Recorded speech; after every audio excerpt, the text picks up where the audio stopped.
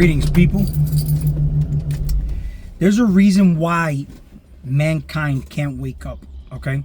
Because everything is basically inverted, and I'm going to explain why. Whenever we talk about surrendering to the Father, okay? When you surrender, it's about surrendering the flesh to you, which is the real you, which is unknown and unseen, because you are no thing, but you are that consciousness and awareness. When you submit the flesh to yourself, that's you submitting to God. But the flesh is the feminine nature. This is mother nature, mother planet. Your body is an instrument of the mind, okay? And your body is a product of nature. Nature is feminine, all right? Man walking the planet individually is masculine, is the manifestation of masculine energy. The people collectively in a herd-like state, not thinking for themselves, is a form of feminine energy, but it's a toxic feminine energy, because a real feminine energy would have a true grounded masculine energy. The reason masculinity is so toxic is because the feminine nature is toxic, because it was hijacked by the thinking man, okay? Whenever you look at this, you look at man and he says, I surrender to God. And you ask this person, what is God? And they would say, Jesus is God. But if you ask them, Jesus was a man walking the planet, and they would say yes. So in other words, you submit to another man. That is a form of feminine energy, okay? Even when you say that your environment influences your thinking, is still feminine energy, because you would have to become aware that whatever state you're in, if you're being influenced by your environment, you're not thinking for yourself. So you surrender to the flesh, okay, to yourself. And this is the body of Christ. The body is Christ. It is the healer, right? It is the man walking the planet, not another man outside of you. It is the man walking the planet, which is you. And if it's a woman, it's a kind of man walking the planet, just in the negative form. Everybody has the same abilities. A woman has the same abilities to wake up like a man does. But the reason that mankind doesn't wake up is because their mentality is always external. And this is a form of toxic masculinity. It's external. So I'll give you an example. When I look at my cats, I always say that animals are a form of feminine nature, because feminine is always guided by masculine energy. So when you have cats, dogs, birds, it doesn't matter. They all submit and surrender to the human, the man. Okay, especially when there's a trust. But the thing is, the man sets the tone and direction. If you're afraid of the animal, then the animal will respond accordingly. It will either attack you or run away from you. This is why the animals don't come to you. When you are not in fear, the animals will actually hang out with you, because they are versions and extensions of you without the human thinking. The reason that humanity comes to you, even though there's fear in your heart of whatever it may be, is because everybody is just inauthentic. They're fake. So they're around you, and they're basically around you in the same interest that you're around them. It's all conditional love. It's not unconditional love. And I want you to understand something. You could walk in a jungle, and a cobra, if you're in a meditative state and you're pure of heart with no fear in your heart, a cobra will not attack you. In fact, a cobra may even meditate with you. It may go into a meditative state with you. It doesn't matter what animals are out there. This is why I used to watch the movie Beastmaster. And Beastmaster is a form of a real walking God walking the planet amongst the animals. So you have the same way, if you walk around nature and you're a gardener and you have a green thumb, is because you have a pure heart around the plants. It's a sort of love and passion, a building frequency. This is what we call love. It's a chemistry. But if you walk around in the jungle and you have that same exact pure heart, the animals will respond and react to you exactly the same way, like a green thumb would in a garden. But the fact that you walk around in fear, and it's all programming passed down from your parents and whatnot. But either way you put it, this is a form of influence by your environment, which is your parents. You become aware, so you block all that out. And I'm not telling you to go walks amongst bears and whatnot, because there's yogis that have worked themselves up to a state of ecstasy, and they've actually really had this mind over matter practice to the T, where they were injecting snake venom in them, drinking strychnine, and nothing was happening to them. They didn't die. It's a form of epigenetics. This is a way to really merge science and spirituality together. This can all go with religion, but this religion mindset is what actually distorts your thinking and blocks you from actually exploring the true self that you actually are. I'll give you an example. A cat, when they're in their element, they are basically in a deep sleep. And I noticed that they'll even sleep on their back, exposing their belly. This is when they're secure and safe. So when they are, let's say, in the wild, or let's say they're just street cats, they barely go into that state. They're more in a light sleep, so they barely get that much sleep. And there's nobody really loving them either. So they will basically be in half asleep, half awake. But they won't fully go to sleep because they're in survival mode. They're worried about predators. So you'll notice that they barely sleep. Now, here's the thing, though. They say that when a cat is in a home, they can last up to 16, 17 years. But in the outside world, they'll last maybe 5 or 6 years tops. Why is that? Well, for one, they don't sleep as much. Two, even though they're eating better than I'm sure humans feed their cats, they're also getting a very secret ingredient that keeps them alive longer, and that's love. The loving companion of another, of a human. Okay? So they're basically in a good relationship because you guys actually give life to each other based on just a bond that you give each other. So you know how they say energy flows where attention goes. So the more you pay attention to your animal, the more you interact with your animal, they tend to actually feel the love. It's like a person too. You never notice that a person that they're basically at retirement age, when they retire from work and they go home and they really have nothing to do, they end up dying a lot quicker because they have no reason to live. The cells actually don't find a reason to exist anymore. But you'll notice that they say that when you have pets, they're good for your heart and they help you live longer. They help cure you of diseases. There's a reason for that. It's not that the animals are giving you any kind of superpowers. It's just that your cells, your body don't know the difference between a real or fake experience, but you have a reason to live. So the fact that you're taking care of an animal, or let's say you're taking care of a person, your kids, you have a reason to live. Your cells feel like they want to keep living on, right? And that's why you actually live longer, because you have a duty and responsibility that you have not finished on the planet. But when you put yourself on this planet and you have no reason to live, you just lay around, you don't know what to do with yourself, you actually may die sooner. So living longer, it has to do with how you're programming your cells to begin with. How do you breathe? So the breathing is the key to living a healthy life. First of all, breathing is responsible for you getting rid of 70% of your toxins out of your body. But a lot of people, their attention is so much on fear, anxieties, and worries that they become shallow breathers. And being a shallow breather, you become void of life, right? Because you don't realize you're a shallow breather. Because you never notice when somebody's scared like that, and then somebody tells you, hey man, relax, just breathe. Why? Because then when you start breathing, you let the body know that everything is okay, that you're safe, right? So now, here's another big point that I want to actually point out. All these meditative practices that we're trying to accomplish and whatnot, these are things that you don't have to do anything. They just happen naturally when you surrender the flesh to the spirit, which is your soul. You naturally become more calm. You naturally are in your element. You become what your body knows is safe. So now you can actually do things that you're trying to chase these experiences spiritually. They just happen when you're in a calm state.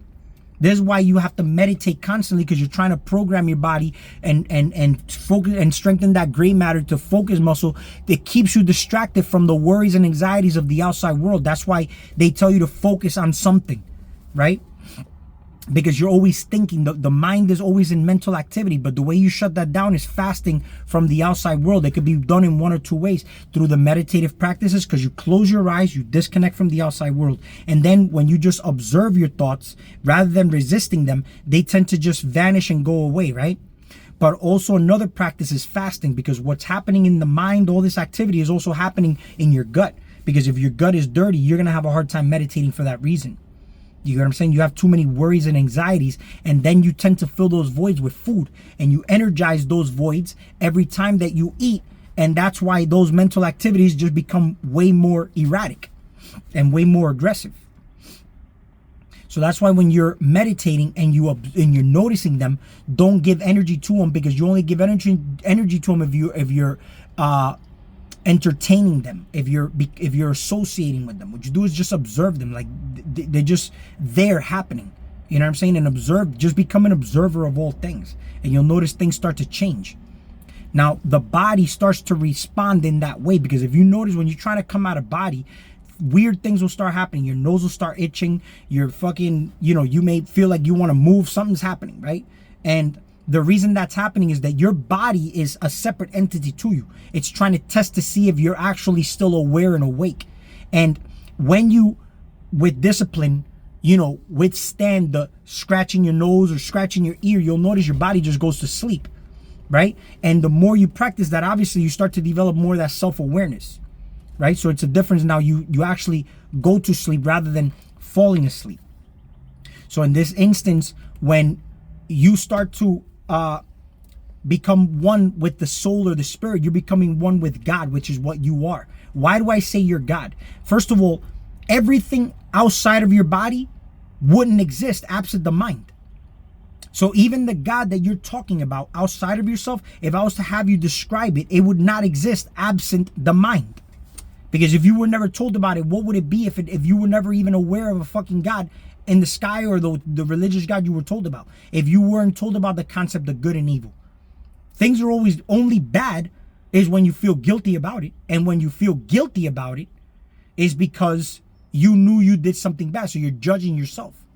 So automatically you're putting yourself in a state where you're in a left-hand path, to the point that if you believe in the karma and punishment repercussions, things can actually happen to you because you've already judged yourself. That's why they say only God can judge me. And I'm not saying to go do heinous shit and not feel guilty about it, right? Because the whole point is that if you are truly in Christ consciousness and at the right hand of the Father, it all starts from self first. You would have to develop this love within yourself to know what actually right from wrong is. You'll know not to treat your neighbor like shit, because you're actually doing it to yourself when you do that. But you're not doing it out of fear.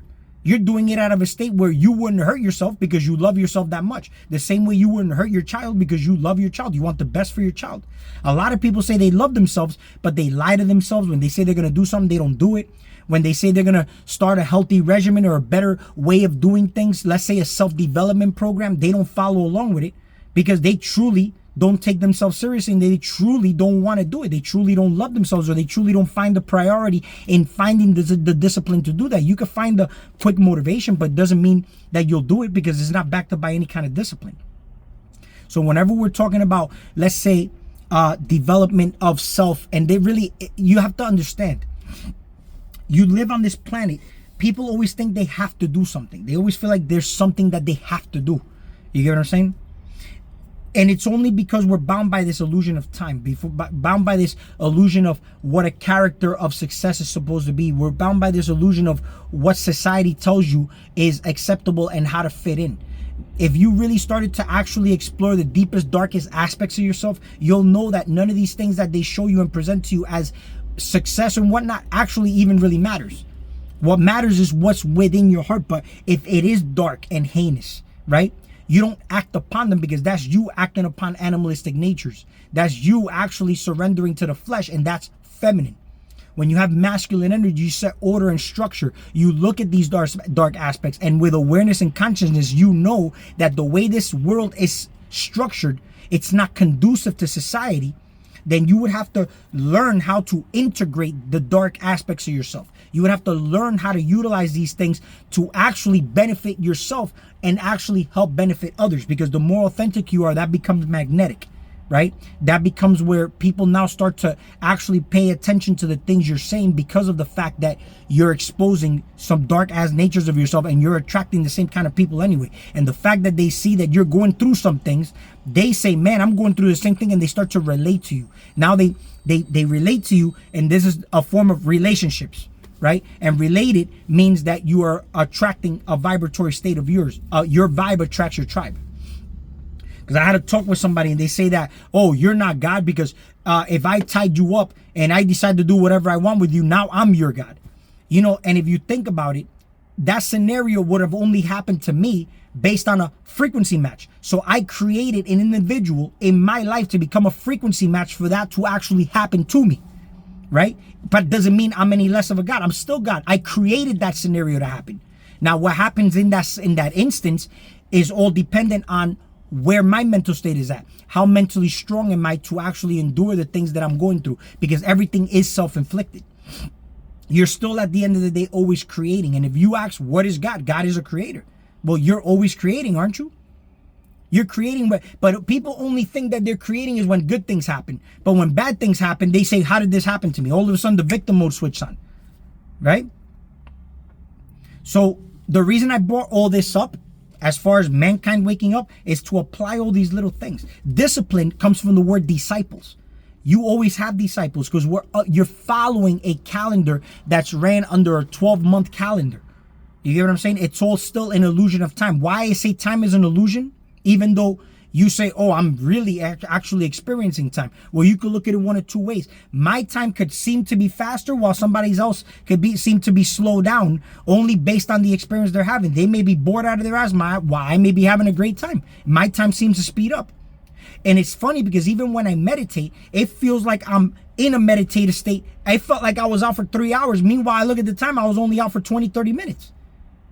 I lost perception of time.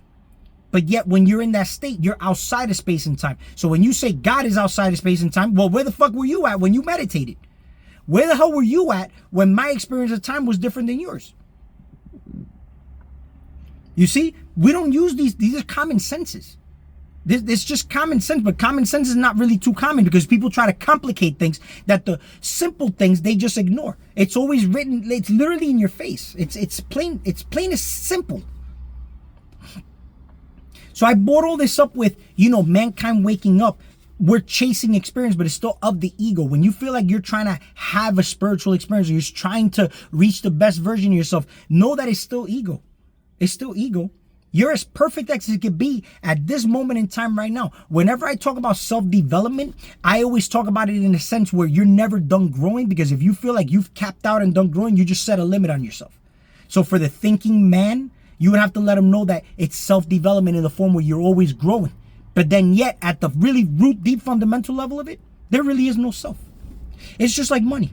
Money has no value. It's just paper. Yet we put so much emphasis into trying to have that, to have a really great, conducive lifestyle that we want to live, right? But fundamentally, you know that it means nothing. But what are you going to do? Walk around and say, I don't want any money? No. I mean, money comes my way. That's energy. It's the same way. There is no self, but you gain energy when you gain attention, when you gain attractions of any kind, right? What do you do in that state? You just maintain gratitude. What you want more of, you maintain the gratitude, but it's all in the simple little things. Sometimes the smallest things that you don't pay attention to block your ability to manifest even more, because the ones that really matter are the ones that are traumatic to you. But why? It's because you're in a low vibrational state. If you were in a high vibrational state, you can see the simple little things that are actually happening to you that are really good, right? That can actually propel you forward just by you putting attention to those little things that have happened to you, the smallest little blessing in life, right? But we only pay attention to the bad ones. The ones that stick out are the traumatic ones. It's kind of like this. You ever you say you want to buy a specific car, and then all of a sudden now you see the car everywhere? It's not to say the car was never there. It's just that your attention is now programmed toward that car because you're looking for that car. You're looking online and you're trying to buy one. So now all of a sudden you're seeing them everywhere. It's not that they were never there. It's just like abundance. Abundance is always everywhere you can look at. But if your mentality is on lack, then that's what will always present itself, and you won't see the abundance in the lack. This is why I always talk about, if you're aligned with God, even though you know you live in the illusion and you live in the lie, it don't matter what lies are presented to you. You're always going to see beyond those lies and always see the truth. The truth in between the lines. Read between the lines, right? And you can always see, you can always decode things. You can always see what somebody's true intention is. That's what a true third eye opening is. When your third eye is open, it's not that you see into the spiritual realm only. In this realm, you can see if somebody's got ulterior motives, if they've got heinous activity and they're trying to really project that onto you and they're trying to hide behind a mask. You could see through that because your thine eye be single, your body fills with light. You're light, so you're literally repelling all these things. And having the armor of God is literally not letting these things affect you. And it's not that you even have to try it not letting them affect you. They just won't affect you by default. Right? It's no different than somebody who has so much power that they'll say, man, no. They don't think to fuck with you. So it doesn't even get to the point to be fucked with. They just won't fuck with you. Because you actually have the armor of God. And whatever weapon is thrown against you, no weapon shall prosper against you. Because it's only going to hurt themselves. Because if you're in a balanced state, you can't, those things cannot happen to, you don't see the possibilities of those things happening. You get what I'm saying? So even though somebody tries to throw analogies to you, right? I can't fathom that. I just can't fathom that. It's not something that's tangible in my mind. It's not something that can possibly happen because I'm not in that flow, not in that wave. You get what I'm saying? But the moment they say, hey man, I'm going to give you an analogy, and then they say, yo, imagine if this happened to you. You notice how your imagination is the most powerful tool, because your imagination can take you anywhere and it'll give you anything you want. That's the mind of God right there. In and of itself, it's outside of space and time, because you're going there now and having anything you want now. You're not bound by the laws and limits of nature. What does that mean? You're in God mode. So now somebody tells you, hey, imagine if I did this to you and I did that to you and blah, blah, blah, blah, blah. Now you're using your imagination, you're stepping outside and you're putting yourself in that place. But suppose that you're not aware, because your body don't know the difference between a real or fake experience, right? But suppose that you allow that to happen and you go there unconsciously by somebody telling you to put yourself in those shoes, right? It became a reality, and you would have to actually become aware to know that you cast that down. Because you may say things at times, and you unconsciously say things. But at the moment you say it, you can still cast it down. Like, yo, I just said that, but you know what? I cast that down because you became aware of it. But if you don't become aware of it, then it just happens. It's kind of like when you have a dream and it doesn't go in a way, because your subconscious mind is basically playing out what's in there. Suppose that you have a dream, right? Because your conscious mind is not online, right? But suppose that you have a dream and you wake up and it's a bad dream. You don't like the way it felt. You don't like anything about the dream. You know what's fucking wise to do? The moment that you wake up, continue from where it left off and play the dream out how you want it to play out, and end the dream how you want it to be. And then that's also another way of reprogramming your subconscious mind in the direction that you want it to go. Because now you took awareness, and what was in the dark in the subconscious mind and it was showing you something, now you redirect the traffic and put it where you want it to go. And that's you programming your subconscious mind with awareness, consciousness. The masculinity guides the feminine energy. So now when you're not aware of what's in the subconscious, because if you're doing shadow work, you may have dreams, you may have visions, you may start feeling even certain emotions. Things start to fall apart outside in your life. With awareness, you start to make choices and decisions that favor you to actually transmute the things. But don't ever put yourself in victim mode, because that's exactly where you're going to stay.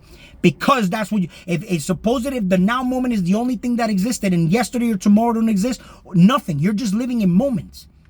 Now. It's a succession of nows. So the moment you realize something's happening in the now, you learn to transmute it with your thinking. That's when you start to think for yourself. That's all I got for this video. Like, subscribe. That does help my channel out a lot, and we will talk soon.